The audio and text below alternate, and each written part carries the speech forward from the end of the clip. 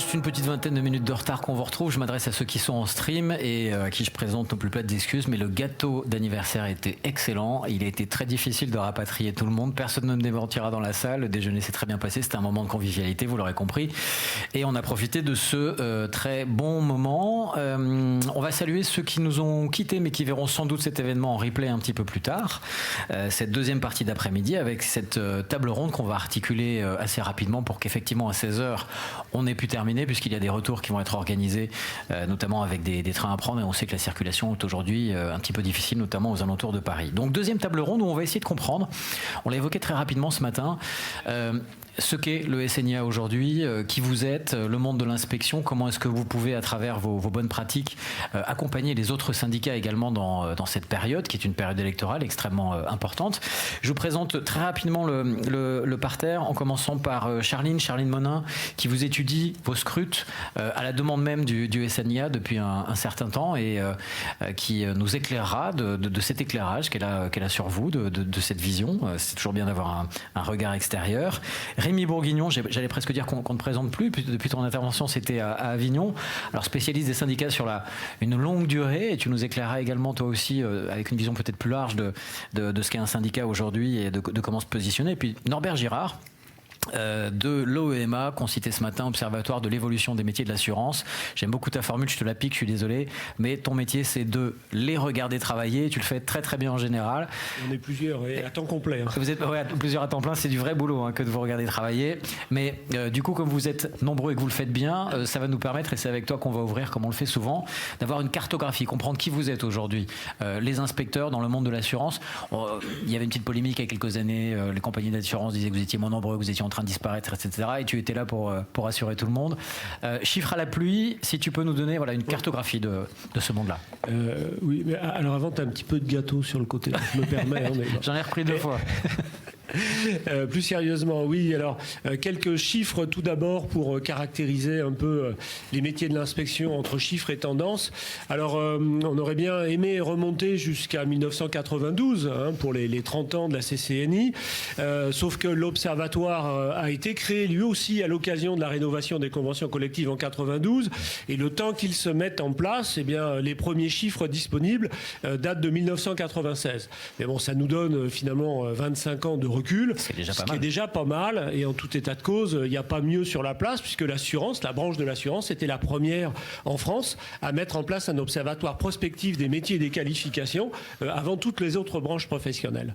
Donc si on regarde un peu ce qu'il en est des chiffres de 1996 au 31 décembre 2021, les dernières données disponibles, on voit que, alors comparé à l'évolution de la branche professionnelle, alors tout de suite on voit au milieu, 2001, c'est pas Odyssée de l'espace, c'est l'arrivée d'une rupture statistique avec un acteur de poids qui a rejoint finalement le périmètre de consolidation. Je veux parler de Groupama, qui aujourd'hui est le premier employeur de la place avec plus de 25 000 salariés directs parmi les sociétés d'assurance. Donc on était à 6 000, un peu plus de 6 000 inspecteurs en 1996, et puis j'ai envie de dire bon an, mal an, on reste à peu près sur la même tendance avec 2 extrêmes. Une en 2001 où on était à un peu plus de 6 000, enfin presque 6 800 inspecteurs. Alors tous ces CNI, sans rentrer dans le détail du métier d'appartenance, on le verra tout de suite après. Et puis un point bas en 2017 à 5000, alors c'est un peu loin pour moi, à la 5580, avant de remonter sur 2021 à 6003, on était 6004, 6003, voilà. En fonction de la consolidation et du taux de réponse, on a des chiffres qui sont arrondis dans ces ordres de grandeur-là. Globalement, moi ce que je retiens, si on part de 2001 pour avoir grosso modo un même périmètre consolidé comparable, c'est qu'on a une représentation des inspecteurs dans la population totale qui reste relativement étale. Population totale de l'assurance qui, elle, est en croissance régulière, contrairement à d'autres secteurs d'activité. Je pense en particulier au secteur bancaire auquel on nous associe souvent, alors même que nos métiers sont quand même radicalement différents entre des gestionnaires d'actifs et des gestionnaires de passifs. On ne va pas rentrer dans le détail. Si on passe à la diapo suivante, Merci. Répartition des inspecteurs par métier. Donc, quand on regarde uniquement dans la bande rouge qui correspond à la répartition des inspecteurs par grand métier, on a une nomenclature des métiers qui a été révisée en 2020, fin 2020, donc qui est véritablement actualisée, qui est à jour. Et quand on regarde la répartition des inspecteurs sur les 45 métiers qui composent donc le secteur de l'assurance donc au sein de notre nomenclature, on voit qu'on a 6 métiers qui regroupent quasiment 95% du total des inspecteurs. Principalement dans la vente itinérante, bien évidemment, dans l'animation des réseaux commerciaux non salariés, agents généraux principalement et accessoirement des courtiers aussi, du soutien commercial et de l'appui au réseau. Il y a une dimension aussi marketing derrière, préparation des actions commerciales. Il y a aussi, et on l'a rajouté, on l'a rattaché depuis cette nouvelle nomenclature des métiers au métier de la distribution et métiers commerciaux, la souscription, prévention et vente d'affaires, parce que le profil est toujours technico-commercial, mais avec une dimension commerciale qui est de plus en plus importante. La vente sédentaire, bien évidemment, alors y compris pour la gestion d'agences en déshérence, et puis les inspecteurs sinistres avec 3 S, parce qu'ils ne le sont pas, dans les domaines de l'indemnisation et des sinistres complexes et contentieux, qui sont le bras armé de la compagnie sur le terrain. Si on passe à la diapo suivante, alors un tableau récapitulatif, alors je ne vais pas décrire tous les chiffres, ce serait un petit peu fastidieux en cette phase de digestion. Simplement quelques faits marquants. Vous avez 96-2021, chaque fois on compare. Pour les inspecteurs et pour, alors ce qui est derrière l'intitulé Roma, l'ensemble de la population de l'assurance, c'est-à-dire des salariés des sociétés d'assurance. On est sur les 153 300 salariés dont je parlais première diapo. Le premier point à relever, c'est l'évolution de la part des femmes parmi les inspecteurs. Il y en a 4 fois plus en 2021 qu'en 1996. Donc voilà un bel effort. Maintenant, le côté négatif, c'est que vous êtes au milieu du chemin, parce que 30%, c'est moitié moins que ce que l'on observe dans la totalité de la population de l'assurance, un petit peu plus de 60% de femmes dans l'ensemble des salariés de l'assurance. Donc une sacrée progression, un métier qui se féminise, mais voilà, encore un chemin à poursuivre. Taux d'encadrement, là aussi c'est intéressant, parce qu'on voit qu'on était à 48,6%, grosso modo un inspecteur sur 2. Alors, encadrement direct, c'est-à-dire que quand il s'agit d'animation ou de management d'agents généraux ou de populations non salariées, on ne peut pas parler d'encadrement au sens juridique du contrat de travail. Donc voilà, ce qui explique pourquoi on est à 50% en 1996 ou 92 et pas à 100% directement. Ce chiffre descend à 19% en 2021, qui reste plus élevé que la moyenne de branche, qui est à un petit peu moins de 14%. Mais cela s'explique aussi parce que dans les métiers commerciaux, au sens large, il faut bien reconnaître que c'est un métier qui ne donnait pas la possibilité d'évoluer lorsqu'on avait plus de capacité, plus d'expérience, plus de responsabilité, plus de performance, d'accéder au statut cadre. Ce qui était finalement curieux, parce que c'était statutairement le seul métier à exercer dans l'assurance où si on était bon, pour le dire de manière très raccourcie, on n'avait pas droit d'être reconnu à un niveau cadre. Finalement, la convention collective de l'inspection permet cette reconnaissance pour notamment un certain nombre d'ex-PSBEI qui ont pu évoluer dans la carrière et par le rattachement à la convention collective de l'inspection d'obtenir cette reconnaissance. Cela est d'autant plus vrai depuis finalement l'ANI et l'obligation pour les sociétés d'assurance de proposer à tous les salariés une complémentaire santé, qui a vu s'effondrer le marché de santé individuelle au bénéfice des collectives. Et sur précisément ce marché des collectives, on a un repositionnement des commerciaux qui correspond à un transfert d'un certain nombre de commerciaux vers cette nature d'activité qui demande un niveau de professionnalisme, un niveau d'expertise supérieur et notamment, et on va le voir, je saute quelques lignes sur le niveau de diplôme, avec notamment un nombre accru de Bac+5 issus des masters des meilleures écoles pour faire de la gestion de patrimoine, de l'assurance collective ou des risques d'entreprise. Donc c'est à la fois une possibilité d'évolution par un parcours professionnel et puis des promotions en interne, mais c'est aussi un canal de recrutement qui s'ouvre en supplément pour aller vers ce type de profil. Âge moyen, plus âgé que... Oui, parce que c'est un métier qui demande de l'expérience. Un autre indicateur, et je terminerai là-dessus sur les chiffres, le taux de recrutement. On a un taux de recrutement à 4,5%, mais qui se maintient toujours dans les mêmes ordres de grandeur, alors qu'on a dépassé les 10% déjà depuis 3 ans au niveau de la profession. Simplement parce que c'est plutôt par promotion interne qu'on accède au statut d'inspecteur et beaucoup moins par des recrutements externes. Donc c'est une particularité de l'inspection. Rapidement, après ces éléments quantitatifs, si on passe à la diapo suivante, merci. Non, juste avant. Non, parce qu'on a été 2 appuis en même temps, donc on s'est télescopé, voilà. Trois déterminants qui caractérisent la révolution numérique, qui sont sûrement contre-intuitifs par rapport à ce que l'on pense de cette révolution numérique ou digitale. C'est la même chose. On a le sentiment qu'avec la digitalisation de l'activité, on a une déqualification du travail. Et que finalement, c'est la machine qui se substitue à l'homme et que c'est elle qui fait tout. En fait, non, il y a 2 a priori au moins à contredire. La première, c'est que plus on digitalise et plus il faut remettre de l'humain dans la relation. Parce que précisément la finalité de notre métier d'assureur, ce que l'on vend au final, c'est de la sécurité, de la tranquillité d'esprit au travers des contrats, des produits que l'on propose. Cette tranquillité d'esprit, cette sécurité, elle repose sur de la confiance, et cette confiance, c'est de la confiance que l'on a dans la relation que l'on a eue au moment de souscrire, ou tout au long de la vie de son contrat. Et ça, on est certain, on est d'accord, on a confiance dans notre calculette, dans notre smartphone, dans nos outils mis à disposition, mais on ne peut pas comparer la confiance que l'on a dans un chatbot qui va répondre à des questions, et la confiance que l'on a quand on est en train de discuter avec un commercial, quand on est en train de discuter avec un professionnel, avec un inspecteur. Donc plus on digitalise et plus il faut remettre de l'humain, parce que cette proximité humaine est source de confiance et que cette confiance est précisément l'objet même du contrat d'assurance. Le deuxième aspect, c'est, je le disais, plus on digitalise, plus il faut renforcer les compétences techniques. Il n'y a pas d'une déqualification du travail par rapport au fait d'automatiser ou de renvoyer sur le client des actes simples ou dits à faible valeur ajoutée. Parce que les clients sont de mieux en mieux informés. Ils ont l'habitude d'aller sur les forums, sur les blogs, d'aller sur les sites, les comparateurs d'assurance, et donc ils ont le sentiment de connaître leur sujet, lorsqu'ils s'adressent à un professionnel. C'est le syndrome du malade qui va voir son toubib en lui disant voilà docteur, j'ai regardé sur internet, j'ai ça comme maladie, voilà ce qu'il faut me prescrire. C'était bien la peine de faire 10 ou 12 ans d'études.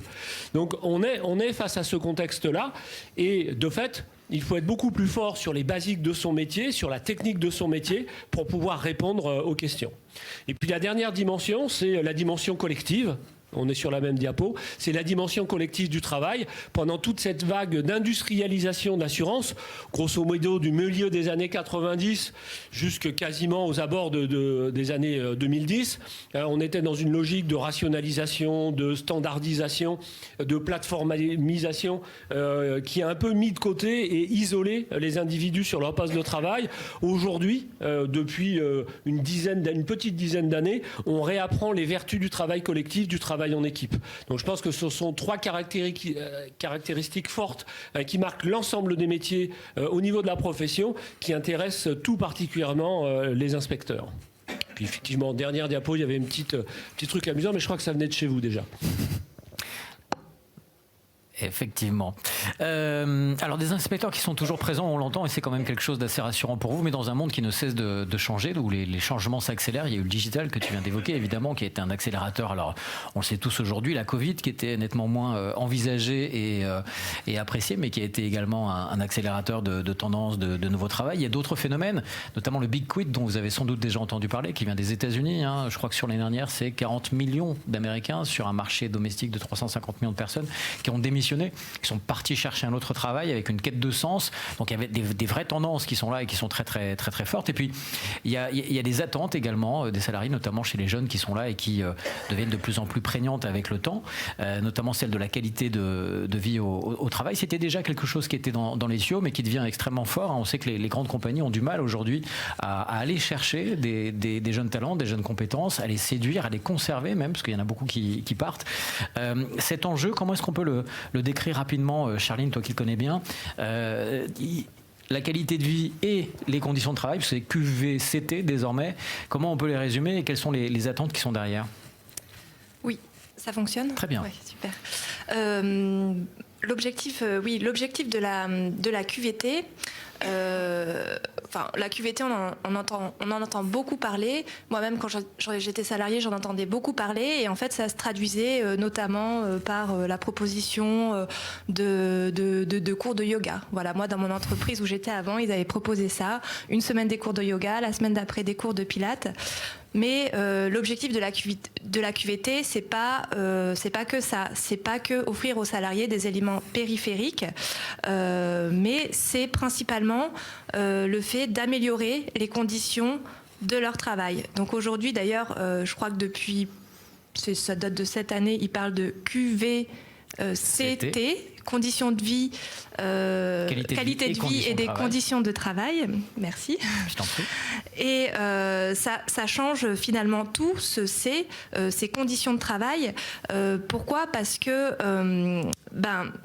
la qualité des conditions de réalisation du travail, c'est vraiment une démarche d'amélioration continue. Parce que l'activité des entreprises, c'est une activité qui est dynamique, qui est soumise à des aléas. Et pour le travail, c'est la même chose. Le travail est soumis à aléas et les salariés, c'est vraiment eux qui, au quotidien, ils font face à ces aléas et ils assurent l'effectivité de leur travail. Et du coup, c'est pour ça que le travail, quelque part, c'est vraiment une activité dynamique et c'est vraiment une activité qui, par nature, est participative. Et dans cette activité, donc dans ce travail, c'est vraiment le management qui a un rôle vraiment très, très important à jouer. Et c'est pour ça que un des objectifs du management, c'est d'insuffler une dynamique de dialogue professionnel. C'est-à-dire d'échange et de participation avec les salariés. Et dans, on va dire, ce contexte, les organisations syndicales, elles ont quand même un rôle qui est important à jouer. Elles ont un rôle déjà de conciliation, elles ont un rôle d'écoute des salariés et aussi un rôle de traduction des différents éléments qui ressortent de ce dialogue professionnel pour les inscrire dans le dispositif conventionnel de l'entreprise.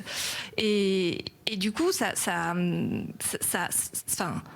mon sens, les organisations syndicales, elles doivent donc aussi reconnaître, et le SNIA est bien placé pour ça, reconnaître les difficultés qu'il y a à mettre en place ce que moi j'appelle ce dialogue professionnel, donc cette dynamique participative dans l'entreprise, et du coup aussi les difficultés que ça peut engendrer du côté des managers. Là tu nous parles des organisations syndicales, mais le syndicalisme au sens plus large, quelles conséquences pour lui ? Aujourd'hui, les organisations syndicales, elles doivent faire évoluer leurs pratiques dans le sens où on reproche quand même souvent, et là je parle encore une fois des organisations syndicales au sens large, on leur reproche souvent d'être déconnectées en fait, des salariés et des attentes des salariés. Donc, elles doivent faire évoluer leurs pratiques pour se reconnecter en fait à ces réalités opérationnelles, à ces préoccupations quotidiennes que les salariés rencontrent dans leur travail. Donc, les syndicats on ne peut pas dire qu'ils ne s'intéressent pas au travail, ce serait faux de dire ça, mais par contre, ils ont souvent mis la nature même du travail au second plan pour se concentrer davantage sur toutes les questions d'emploi, toutes les questions de conditions salariales et un petit peu moins sur la nature même du travail. Donc pour les organisations syndicales, ça nécessite plusieurs choses. Ça nécessite, à mon sens, déjà de repenser qu'est-ce que c'est la proximité avec les salariés. Est-ce que la proximité avec les salariés, c'est d'être le plus visible, ou est-ce que c'est vraiment d'être en mesure d'apporter des réponses concrètes à leurs préoccupations et aux difficultés qu'ils rencontrent dans le travail?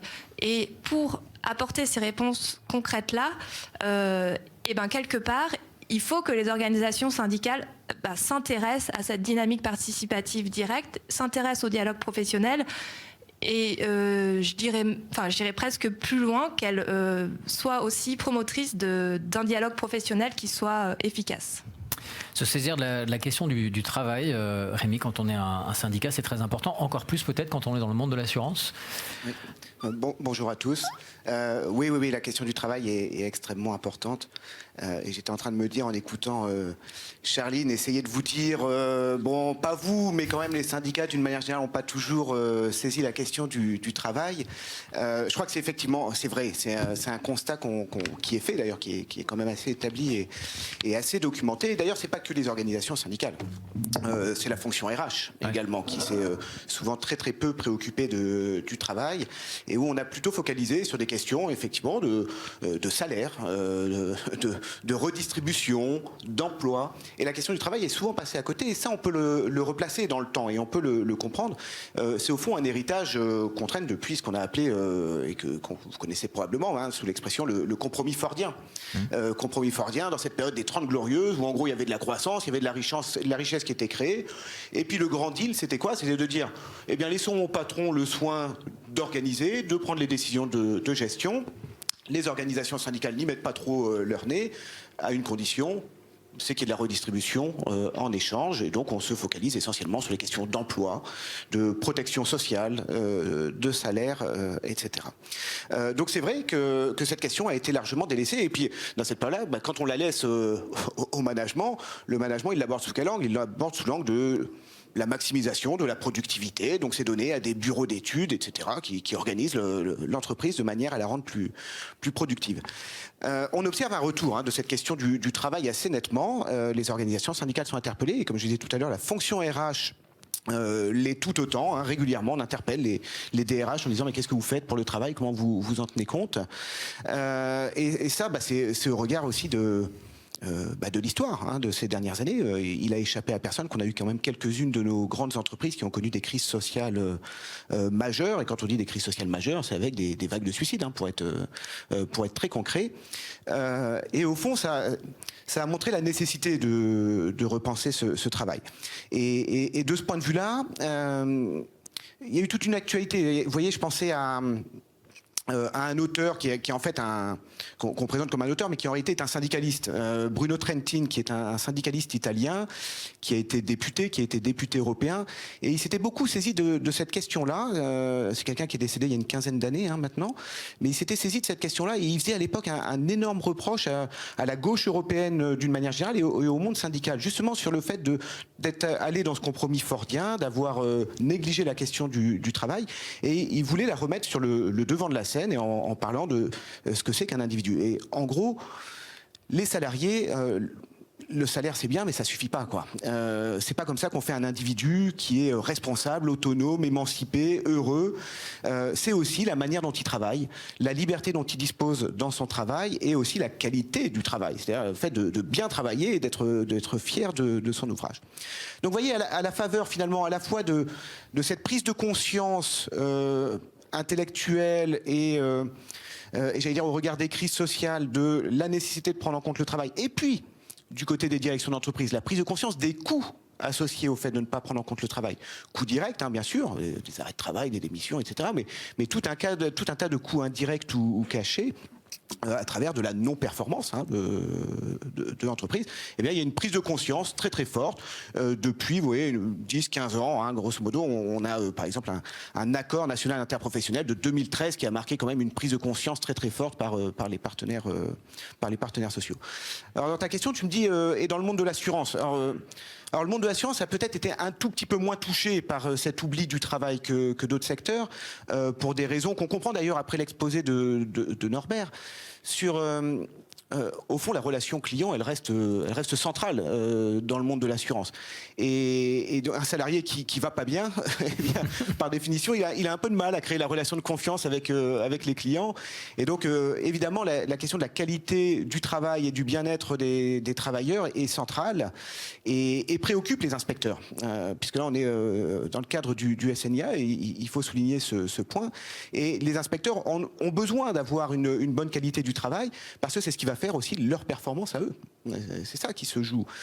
Et donc, ce qui est intéressant dans le cas particulier du SNIA, c'est qu'au fond, on a une catégorie de travailleurs, les inspecteurs, qui vont œuvrer pour la qualité du travail. Et ça, ils vont le faire par deux moyens, par deux voies qu'habituellement on prend comme des voies qui s'opposent, qui se contredisent, mais qui là, pour le coup, vont dans le même sens.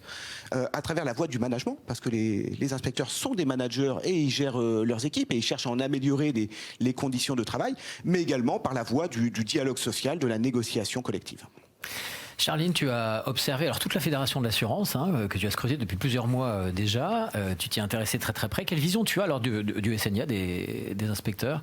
Et aujourd'hui, au vu de ce qu'on vient de dire, quelle position ils ont par rapport à cette nouvelle donne qu'on essaie d'esquisser, là, cet air du temps qu'on essaie de capter? Ça fonctionne. Très bien, ouais, vas-y. Ça fonctionne, merci. Oui, moi, ce que je peux dire, c'est que depuis maintenant plusieurs mois où je parle un petit peu avec les inspecteurs d'assurance, ce que je constate et ce qui ressort vraiment, c'est que les inspecteurs, ils ont quand même, les inspecteurs avec lesquels j'ai discuté, ils ont vraiment une vue assez large de l'entreprise. Donc ça, c'est la première caractéristique. Et la seconde, c'est qu'ils ont un positionnement qui compte.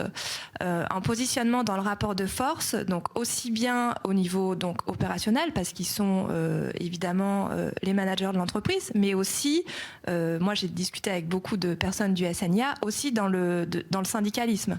Donc ils ont un rôle important, aussi bien dans les sociétés d'assurance et aussi dans le syndicalisme. Donc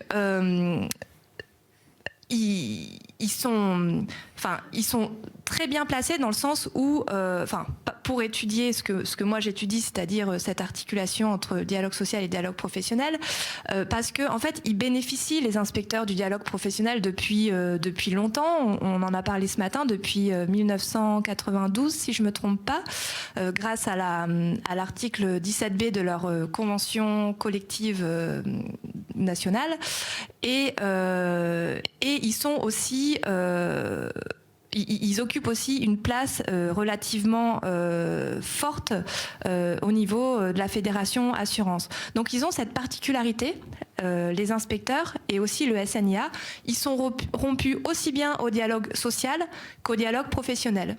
Et du coup, ils sont particulièrement bien placés pour apprécier, il me semble, le lien qu'il existe entre ces deux composantes de la participation pour en apprécier les synergies et du coup pour porter un petit peu cette dynamique auprès des autres, auprès des salariés, des autres populations.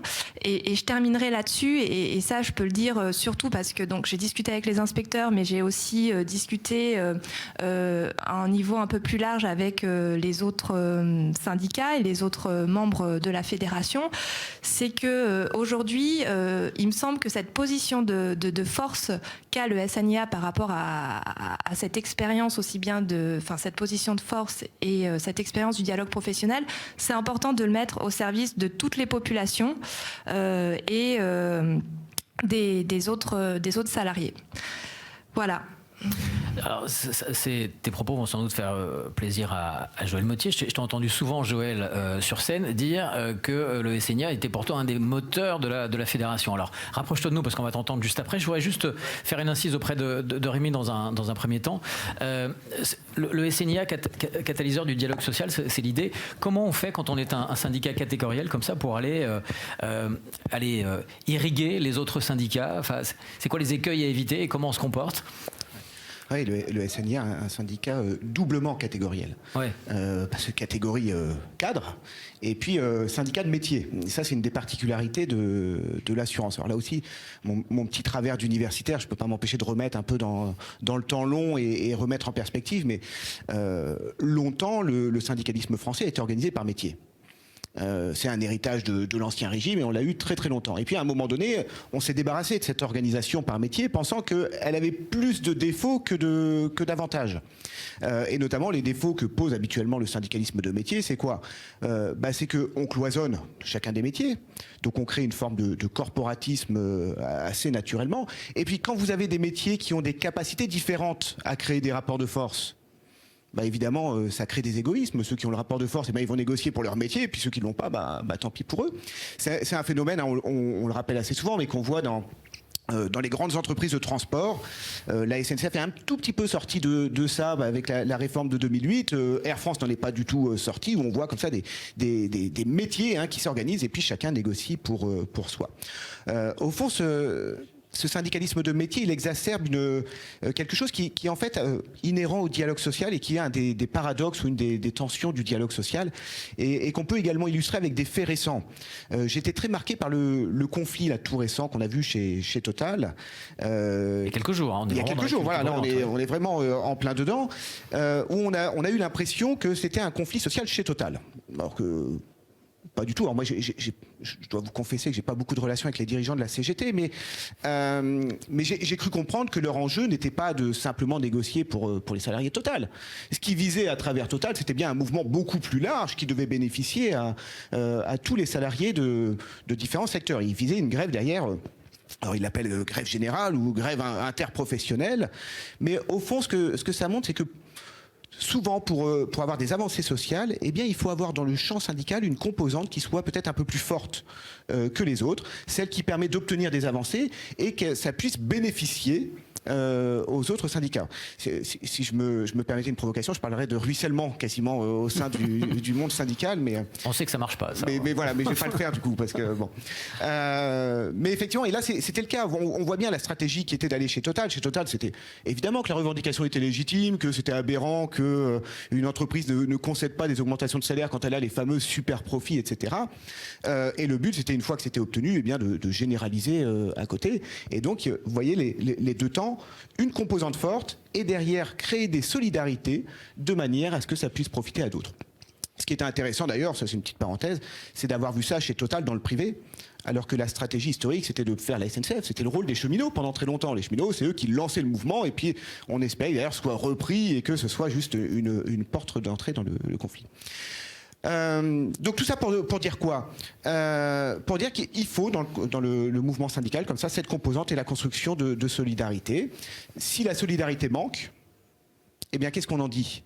On en dit le dialogue social, les syndicats, c'est un truc pour les gens qui sont déjà pas si mal lotis. D'ailleurs, il ne vous a pas échappé que c'était le discours de la direction de Total pour décrédibiliser le mouvement en disant mais regardez, ils sont pas si mal lotis, ils sont pas légitimes eux à se mobiliser alors qu'il y en a d'autres qui sont bien pires. Donc ça veut dire qu'il faut avoir une attention toute particulière sur cette question. Le deuxième temps, là, qui sont les liens de solidarité, la construction de solidarité entre les différentes composantes du syndicalisme. Et là, l'échec de cette grève, qui est quand même patente et qui probablement fera du mal aux organisations syndicales d'une manière générale. Cet échec, c'est parce qu'ils n'ont pas réussi à construire les liens de solidarité. C'est-à-dire qu'à un moment donné, ils n'ont pas réussi à aller au-delà. Ils ont tenté à un moment donné, ils ont dit hop, on appelle, on élargit, etc. Et puis bon, ça n'a pas du tout pris et le mouvement s'est effondré. Donc ça veut dire quoi? Ça veut dire que dans un mouvement comme celui qu'on a ici, dans l'assurance, avec ce syndicalisme de métier, le risque est encore plus fort de perdre ses solidarités. Et donc là, c'est vraiment extrêmement important pour vous, organisation syndicale, de travailler à ces liens de solidarité. Alors c'est le boulot que fait naturellement la fédération, c'est sa mission première. Mais comme ça, je donne, et puis comme ça, je suis suis pas plus long parce que je vois l'heure qui avance, mais je vois 3 éléments qui permettent de construire ces solidarités. D'une part, avoir des intérêts en commun. Et ça, je l'ai un petit peu dit tout à l'heure, mais à partir du moment où la réussite des inspecteurs dépend aussi de la réussite de l'ensemble des équipes, eh bien, ça crée déjà un peu naturellement une forme de solidarité. Il y a évidemment le choix politique. Ça doit être un choix politique de travailler ces solidarités, de les mettre en haut de l'agenda syndical. Et puis, ça peut être enfin inscrit dans des dispositifs institutionnels. Vous avez rappelé l'attachement à cette convention collective ce matin. Eh bien, c'est aussi une convention collective qui permet de sauvegarder ces formes de solidarité. Donc voilà déjà à peu près 3 ingrédients pour essayer de dépasser ce qui pourrait être un risque pour un syndicat comme le SNIA. Ce serait de s'isoler et de ne défendre que les inspecteurs et d'oublier les autres composantes. Joël, avec toi, parlons d'un temps que les moins de 20 ans ne peuvent pas connaître, pour prendre cette belle chanson. Il y a 25 ans, seul le SNIA existait dans la branche de l'assurance. Tu me le confirmes? Et du coup, les choses ont quand même un petit peu changé et évolué depuis. Chez les inspecteurs. Oui. Chez les inspecteurs, on adhérait au syndicat. Oui. Quand j'ai été nommé il y a très longtemps, tu as le droit maintenant d'adhérer au syndicat. Il n'y en avait qu'un. Il n'y en avait pas d'autre. Et d'ailleurs, quand on faisait une réunion, moi, des inspecteurs de mon réseau, il y avait 140 managers en France. Il y en avait 139 qui étaient là, parce qu'il y en avait un seul qui n'était pas adhérent, il était communiste. Voilà. Bon, c'est caricature, mais c'est la réalité. Donc on avait des syndicats qui étaient effectivement des corporations, avec des réseaux étanches, et on ne se parlait pas entre nous, puis nos directeurs nous disaient les autres en face, c'est pas les bons, vous êtes peut-être pas meilleurs qu'eux, on divisait pour régner. Bon, ça c'était avant. Depuis, les choses ont énormément changé, évidemment. Et l'inspection s'est ouverte forcément à... Les évolutions des compagnies d'assurance ont été considérables en l'espace de 30 années, c'est assez fabuleux. Alors moi, ce qui m'intéresse dans le dialogue qu'on a ensemble aujourd'hui, c'est le dialogue sur... de dire, mais le dialogue professionnel et le dialogue social. Et c'est vrai que j'ai connu, moi, des syndicats, quand on disait nous on veut pas se cantonner uniquement à la discussion sociale, il faut qu'on discute des métiers, de la façon dont les réformes avancent et comment on s'inscrit là-dedans, comment on participe au discours. Et les syndicats qui disent non, nous là, ça c'est le travail des directions. Non, CGT par exemple. Nous, on veut surtout pas vous donner des idées. Nous, on est là pour négocier, point barre. Bon, ça je l'ai entendu. Donc c'est une position, c'est leur position à eux, mais c'est absolument pas la nôtre. Parce qu'on voit bien que le discours le dialogue professionnel, il est, à notre sens, indispensable pour progresser demain. Si on veut être connu par la masse silencieuse des salariés, c'est en appuyant sur le dialogue professionnel, alors qui existe bien sûr dans l'inspection à la faveur des conventions collectives de 92 où on a arraché l'article 17B avec la recherche de consensus systématique qu'il a fallu imposer aux entreprises parce que certains voyaient ça un petit peu comme une cogestion. C'est pas de la cogestion, il faut quand même pas aller trop loin. Par contre, le gros avantage, c'est qu'on a réussi à intégrer certaines populations des salariés non commerciaux qui, dans leur convention collective, n'ont pas cette concertation. On a réussi dans certaines entreprises, notamment AXA, à l'imposer. Et c'est extrêmement efficace comme dialogue. Ça permet quand même de discuter de sujets de métier, d'évolution de la distribution, dans lesquels ils sont quand même très intégrés. Et on peut dire que c'est grâce à l'article 17B et à ce qu'on avait inscrit dans la convention collective qu'on a réussi à l'imposer au niveau des commerciaux. Donc déjà, porosité. Mais je discutais avec Jean-Michel Gobeau, qui est parti, mais qui me disait ce que j'ai regretté en 92, c'est que nos collègues du syndicat administratif n'aient pas embrayé le sujet en exigeant eux aussi, pour les métiers administratifs, une concertation. Bon, à l'époque, la fédération, c'est entre nous, personne ne nous écoute, hormis les 700 personnes qui sont en streaming, mais chacun était dans son silo aussi. On n'était pas forcément en grande communion entre nous, et ça ne s'est pas fait. Mais on peut le regretter de ne pas l'avoir fait à l'époque, mais c'est jamais trop tard. Mais on peut aller aussi plus loin. François Ombril, Confédération, était là. Aujourd'hui, je pense que ça aussi, ce type de dialogue, je pense que pour la CFE-CGC, il a sa place partout, dans tous les autres secteurs d'activité où on est présent, nous, on est acteur dans toutes les transformations des différentes entreprises dans lesquelles on est. Donc, moi, je pense qu'il faut pousser le bouchon le plus loin possible et marteler pour demander à ce que le dialogue social, il évolue vers le dialogue professionnel. Je pense que c'est un grand chantier, un chantier énorme, mais il y a du travail à faire. Je pense que en travaillant cela, on est dans le vrai. Et la masse silencieuse des salariés, je pense qu'elle attend ça, du syndicalisme. C'est ma conviction.